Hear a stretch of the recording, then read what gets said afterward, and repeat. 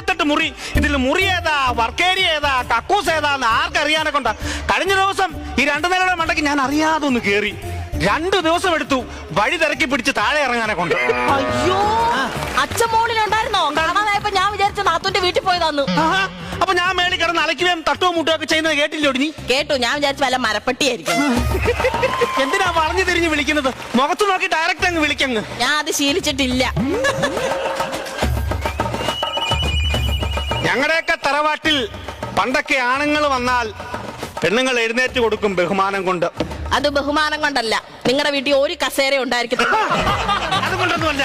2-3 കസേര മോൻ മേടിച്ചിട്ടേക്കോല്ലോ, കേറി ഇരിക്കണം. മാറി മാറി കസേരയിലിരിക്കാൻ പൊന്നോണത്തിന് കസേര കളി മത്സരം നടക്കുമല്ലോ. ഞങ്ങളുടെ തറവാട്ടിലെ പെണ്ണുങ്ങളൊന്നും കൈവെക്കുന്നിടത്ത് കാല് വെക്കത്തില്ല. എന്താ, അവർക്ക് കാലെത്തത്തില്ലായിരുന്നു?